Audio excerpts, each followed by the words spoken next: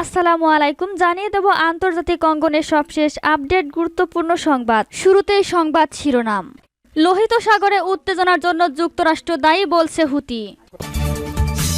এরপরেই জানিয়ে দেব ইরানি প্রেসিডেন্টের হুঁশিয়ারি, ইসরায়েলি অপরাধ বন্ধ না হলে বিশ্বের তরুণদের মধ্যে ক্ষোভের আগুন জ্বলবে। এদিকে থমকে গেছে আলোচনা, রোজার আগে গাজায় যুদ্ধবিরতির সম্ভাবনা নেই। আরও থাকছে কার্গো জাহাজে হুতির হামলা, নিহত ৩। অন্যদিকে ইউক্রেনের সেনা মোতায়েনের উদ্যোগ, পশ্চিমারা আগুন নিয়ে খেলছে, ক্রেমলিন মুখপাত্র পেসকভের বিবৃতি। এবং সর্বশেষ জানিয়ে দেব ইমরান খানের কারাগারে হামলার চেষ্টা, অস্ত্র ও গোলাবারুদ উদ্ধার। এতক্ষণ শুনছিলেন সংবাদ শিরোনাম, এবার বিস্তারিত। আজকের সংবাদ সম্পর্কে আপনার মূল্যবান মতামত লিখে জানান। জানিয়ে দিন কোন স্থান থেকে আমাদের সংবাদ শুনছেন অথবা দেখছেন। লোহিত সাগরে উত্তেজনার জন্য যুক্তরাষ্ট্র দায়ী বলছে হুতি। একজন হুতি কর্মকর্তা বলেছেন, লোহিত সাগরে উত্তেজনার জন্য যুক্তরাষ্ট্রই দায়ী। গাজার বিরুদ্ধে যুদ্ধ শেষ না হওয়া পর্যন্ত হুতিরা ইসরায়েল সম্পর্কিত জাহাজের বিরুদ্ধে হামলা চালিয়ে যাওয়ার অঙ্গীকার করেছে। আল জাজিরার খবর অনুসারে ইয়েমেনের বিদ্রোহী গোষ্ঠীটির একজন মুখপাত্র পুনরায় ইসরায়েলের গণহত্যামূলক অপরাধ সমর্থন করার জন্য আমেরিকাকে দোষারোপ করেছে। এডেন উপসাগরে একটি বাণিজ্যিক জাহাজে হুতিদের হামলায় ৩ জন ক্রু সদস্য নিহত হন। এরপর ইয়েমেনের হোদেইদা বিমানবন্দরে যুক্তরাজ্য হামলা করে। এর পরিপ্রেক্ষিতে হুতি কর্মকর্তা মন্তব্য করলেন। হুতিদের মুখপাত্র আব্দুল সালাম এক্সে একটি পোস্টে বলেছেন, লোহিত সাগরে যা কিছু ঘটে তার পরিণতির জন্য আমরা হুতিরা আমেরিকাকে দায়ী করি। বিশ্বকে অবশ্যই ভুলে যাওয়া উচিত নয়, আমেরিকার পূর্ণ সমর্থনে গাজার জনগণের বিরুদ্ধে ইসরায়েল গণহত্যামূলক অপরাধ করছে। এদিকে গাজায় নিহতের সংখ্যা প্রায় ৩১,০০০ ছুঁই।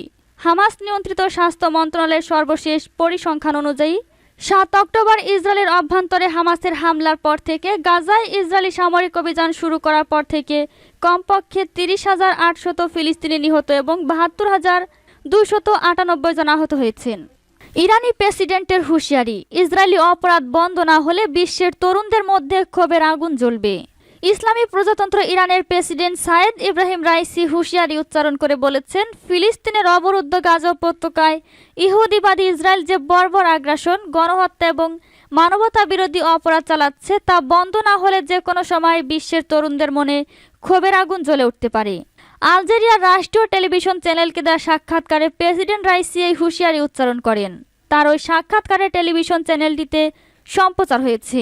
সাক্ষাৎকারে প্রেসিডেন্ট রাইসি বলেন, ইসরায়েলের নির্যাতনে শুধুমাত্র মধ্যপ্রাচ্যের জনগণের ধৈর্য নিঃশেষ হয়ে যায়নি, বরং তা সারা বিশ্বের মানুষের ধৈর্য কেড়ে নিয়েছে। আমার মনে হয় এই পরিস্থিতি যদি চলতে থাকে তাহলে সারা বিশ্বের তরুণরা, তা হোক আমেরিকা, ব্রিটেন বা অন্য কোনো দেশের, তারা কোনো না কোনোভাবেই ইসরায়েলের অপরাধযজ্ঞের জবাব দেবে। এ সময় ইরানের প্রেসিডেন্ট আমেরিকার বিমান বাহিনীর একজন সক্রিয় সদস্যদের গায়ে আগুন দিয়ে আত্মহত্যার ঘটনা উল্লেখ করেন। এছাড়া আমেরিকা, ইউরোপ সহ সারা বিশ্বের বিভিন্ন দেশে গাজার প্রতি সংহতি জানিয়ে এবং ইহুদিবাদী বর্বরতার বিরুদ্ধে যেসব বিক্ষোভ মিছিল ও প্রতিবাদ সমাবেশ হচ্ছে তার কথাও তিনি তুলে ধরেন। প্রেসিডেন্ট রাইসি বলেন, আমেরিকা এবং ব্রিটেনের সরকারগুলো তাদের নিজেদের জনগণের কথা এবং বিশ্ববাসীর কথায় কান দিতে চায় না, বরং এই দুই দেশের সরকার গাজায় যুদ্ধের বিস্তৃতি চায়। ইরানি প্রেসিডেন্ট ইসরায়েলকে ক্যান্সারযুক্ত টিউমার আখ্যা দিয়ে তা থেকে মধ্যপ্রাচ্যকে মুক্ত করার জন্য বিশ্ববাসীকে ঐক্যবদ্ধ হওয়ার আহ্বান জানান। তিনি বলেন, আমরা বিশ্বাস করি ফিলিস্তিনি জনগণ ও প্রতিরোধ যোদ্ধাদের বিশুদ্ধ রক্ত ইহুদিবাদী ইসরায়েলের অস্তিত্বের অবসান ঘটাবে। থমকে গেছে আলোচনা, রোজার আগে গাজায় যুদ্ধবিরতির সম্ভাবনা নেই। গাজায় যুদ্ধবিরতি হামাসের হাতে জিম্মি থাকা ইসরায়েলিদের মুক্তির বিষয়ে মিশরের রাজধানী কায়রোতে চলমান বহুজাতিক আলোচনা থমকে গেছে। ফলে রোজার শুরুর আগে যুদ্ধবিরতি হওয়ার সম্ভাবনা খুবই কম, নেই বললেই চলে। মধ্যপ্রাচ্যের সংশ্লিষ্ট দেশগুলোর বরাত দিয়ে মার্কিন সংবাদ মাধ্যম নিউ ইয়র্ক টাইমসের প্রতিবেদনে তথ্য জানানো হয়েছে। যুক্তরাষ্ট্র বিগত মাসখানেক সময় ধরেই রোজার আগে গাজায় একটি যুদ্ধবিরতি ও হামাসের হাতে থাকা জিম্মিদের মুক্ত করার বিষয়টি নিয়ে সংশ্লিষ্ট পক্ষগুলোকে চাপ দিয়ে আসছে। দেশটির প্রেসিডেন্ট জো বাইডেন, পররাষ্ট্রমন্ত্রী অ্যান্টনি ব্লিংকেন একাধিকবার রোজার আগে একটি যুদ্ধবিরতি কার্যকর করার বিষয়ে আশাবাদ ব্যক্ত করেছেন, কিন্তু নিউ ইয়র্ক টাইমসের প্রতিবেদন অনুসারে তাদের সে আশা ফিকে হয়ে গেছে। আলোচনার সঙ্গে সংশ্লিষ্ট কর্মকর্তাদের বরাত দিয়ে নিউ ইয়র্ক টাইমসের প্রতিবেদনে বলা হয়েছে, হামাস বারবার স্থায়ী যুদ্ধবিরতির ব্যাপারে জোর দেওয়ার কারণে আলোচনা আপাতত স্থবির আছে এবং এ কারণেই মূলত রোজার আগে যুদ্ধবিরতি শুরুর যে আশা ছিল তাও ভেস্তে যাওয়ার উপক্রম হয়েছে। কর্মকর্তারা আরও জানিয়েছেন, হামাস বেশ কয়েকটি শর্ত দেখিয়ে সাময়িক যুদ্ধবিরতি আলোচনা থেকে সরে গেছে। এর মধ্যে উল্লেখযোগ্য কয়েকটি হলো, গোষ্ঠীটি গাজায় স্থায়ী যুদ্ধবিরতি চায়, গাজা থেকে ইসরায়েলি সেনাদের পুরোপুরি প্রত্যাহার চায়, বাস্তুচ্যুত গাজাবাসীকে নিজ নিজ এলাকায় নিজ বাড়িতে ফেরার অনুমতি চায় এবং একই সঙ্গে গাজাবাসীর জন্য পর্যাপ্ত খাদ্য সহায়তা চায়। কেবল হামাস নয়, গাজায় চলমান যুদ্ধের অপর পক্ষ ইসরায়েলও বেশ কিছু বিষয়ে অনড় অবস্থান নিয়েছে। বিশেষ করে 3 ধাপের জিম্মি বিনিময়ের বিপরীতে গাজায় একটি স্থায়ী যুদ্ধবিরতি কার্যকর করার যে প্রস্তাব প্যারিস আলোচনায় দেওয়া হয়েছিল তা প্রত্যাখ্যান করেছে। কাতারে কয়েক দফা আলোচনা শেষে প্যারিসেও বেশ কয়েক দফা আলোচনা হয়েছে। পরে সেই আলোচনা চলে যায় মিশরের রাজধানী কায়রোতে। এই আলোচনায় বিভিন্ন পক্ষের উচ্চ পর্যায়ের প্রতিনিধিরা যুক্ত হয়েছিলেন, কিন্তু তাতেও কোনো কাজ হয়নি। সর্বশেষ হামাসের কাছে থাকা জীবিত জিম্মি ইসরায়েলিদের তালিকা চাইলে গোষ্ঠীটি তা দিয়ে অস্বীকার করার পর ইসরায়েল কায়রো আলোচনায় প্রতিনিধি পাঠানো বন্ধ করে দেয়। যুক্তরাষ্ট্র ইসরায়েলের অবস্থানকে সমর্থন করেছে। প্রতিবেদন অনুসারে হামাস মূলত বেশ কয়েকটি কারণে সব শর্ত রাজি করেছে। গোষ্ঠীটি মনে করে, রোজায় যুদ্ধবিরতির পর গাজা থেকে সেনা প্রত্যাহার করলে ইসরায়েল কিছু দুর্বল অবস্থানে পড়ে যাবে। এই সূত্র ধরে হামাস এরই মধ্যে রোজার শুরুতে ফিলিস্তিনিদের জেরুজালেম অভিমুখে পদযাত্রা করার আহ্বান জানিয়েছে। একটি সূত্রের বরাত দিয়ে নিউ ইয়র্ক টাইমস জানিয়েছে, আলোচনার সঙ্গে সংশ্লিষ্ট কর্মকর্তারা বলছেন, হামাস বিশ্বাস করে গাজায় ইসরায়েল কয়েক মাস দীর্ঘ অভিযান চালালেও জেরুজালেম অভিমুখী পদযাত্রা তাদের শক্তি ও সমর্থনের প্রমাণ দেবে, যা ইসরায়েলি প্রধানমন্ত্রী বেনিয়ামিন নেতানিয়াহুর উপর যুদ্ধ বন্ধের চাপ বাড়াবে। ইউক্রেনে সেনা মোতায়েনের উদ্যোগ, পশ্চিমারা আগুন নিয়ে খেলছে, ক্রেমলিন মুখপাত্র পেসকভের বিবৃতি। রাশিয়া বলেছে, কয়েকটি পশ্চিমা দেশ ইউক্রেনে সেনা মোতায়েনের বিষয়ে আলোচনা শুরুর মধ্য দিয়ে মূলত তারা আগুন নিয়ে খেলা শুরু করেছে। ক্রেমলিনের মুখপাত্র দিমিত্রি পেসকভ হুঁশিয়ারিমূলক বক্তব্য দেন। তিনি বলেন, ফরাসি প্রেসিডেন্ট ইমানুয়েল ম্যাক্রন উদ্বেগের কারণ ঘটিয়েছেন। পেসকভ বলেন, ফরাসি প্রেসিডেন্ট ইউক্রেনে বিদেশি সেনা মোতায়েনের বিষয়টি নিয়ে আলোচনা করছেন।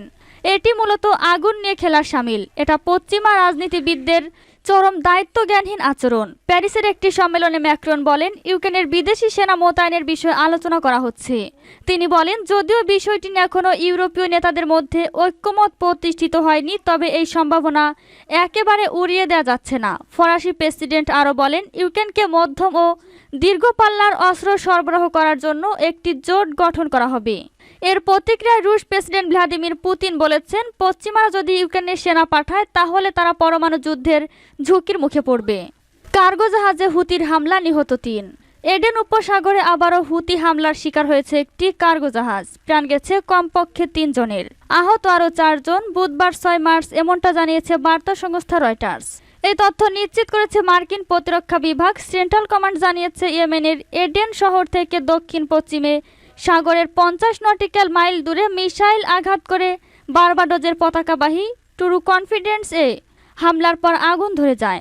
ট্র্যাকিং ডেটা থেকে জানা যায়, সৌদি আরবের দিকে যাচ্ছিল নৌযানটি। আগে যুক্তরাষ্ট্রের মালিকানাধীন থাকলেও বর্তমানে গ্রিসের একটি প্রতিষ্ঠান পরিচালনা করে জাহাজটি। বিবৃতিতে হুতি গোষ্ঠী জানায়, তাদের সতর্কবার্তা অগ্রাহ্য করেছিলেন নাবিকরা।